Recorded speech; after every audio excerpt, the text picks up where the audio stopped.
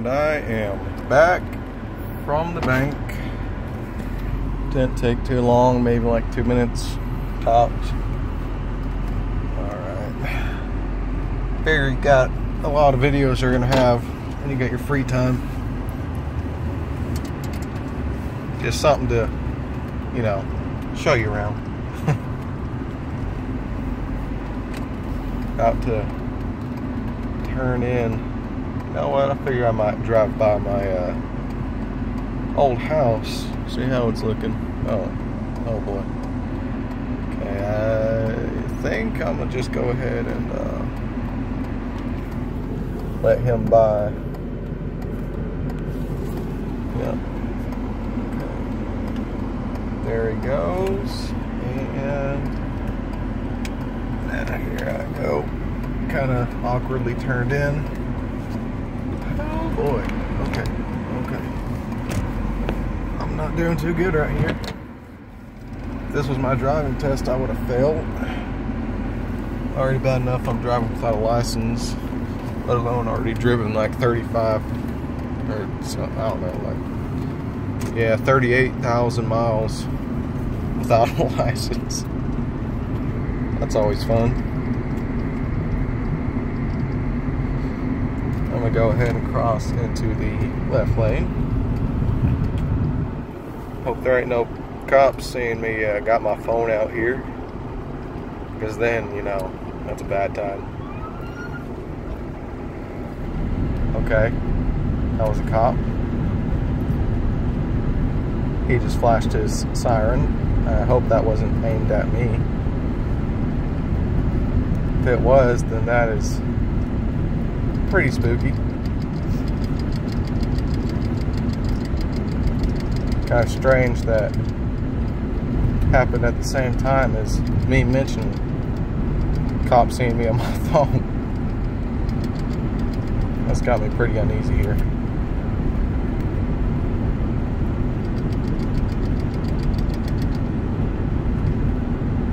Let's just hope he doesn't catch up to me, if that was targeted towards me. He was on the other side of the road. He didn't keep his sirens on.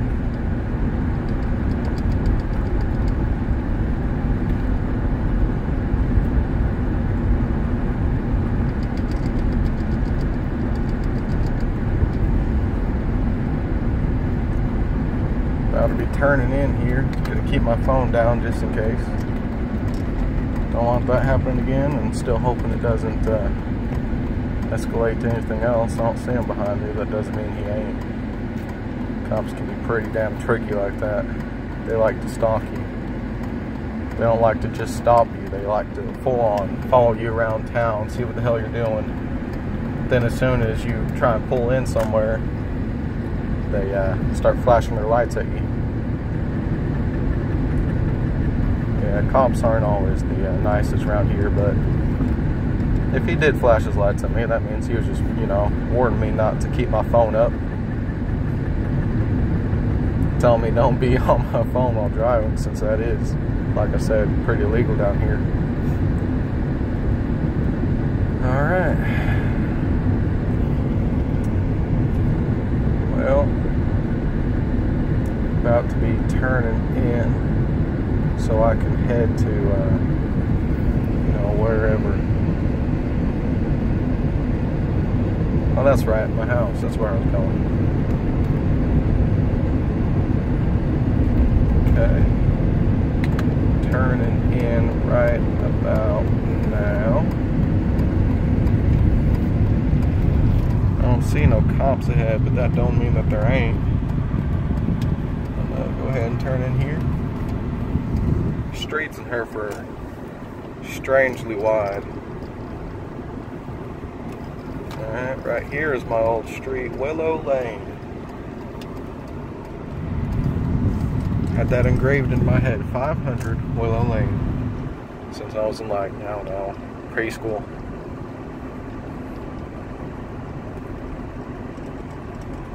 Had a friend that lived in that house right there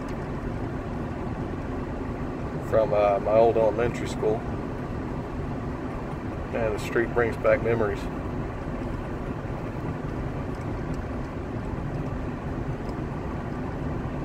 And that house right there at the end,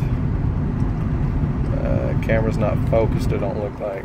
Right up here, that very end, that is my old home. Yes sir, yes sir. There is a City of Hereford sheriff to my right, so I'm gonna have to be very, very, very careful here.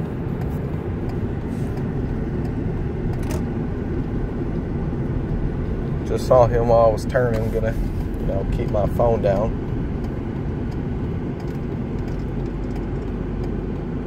If I get stopped without a license, that's a $200 fine, not including court fees if there are any.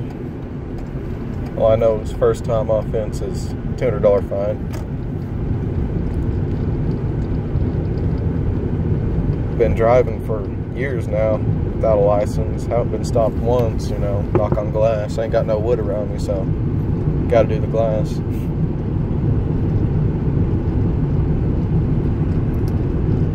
Yeah, this video is gonna be pretty boring right about now. I figure you can go ahead and skip through whatever the hell is going on while I'm driving. I'm just trying to keep it, you know, a little bit interesting while I head out. There's the Department of Public Safety to my left over there. Got some cops in there.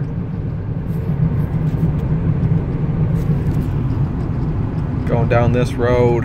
Used to do this a lot. This road was Cleachie. All Cleachie Road before they put in the Amarillo College section here. Now they got pavement up to end up here. Buddy of my brother's, oh, there's another cop. Buddy of my brother's actually died on this road not too long ago. It was a friend of his from high school. You can see his cross to my right. I'll kind of stop for you right here. See if you can read the description. Alright, let's zoom in. Memory of Garrett Byers. Says time he died, the first breath and the last, marks all the memories of the past. That little black line defines a legend. Yee yee. Not sure what it all means, but I'm sure his friends or family, whoever put it there, know. Alright. Turn in here.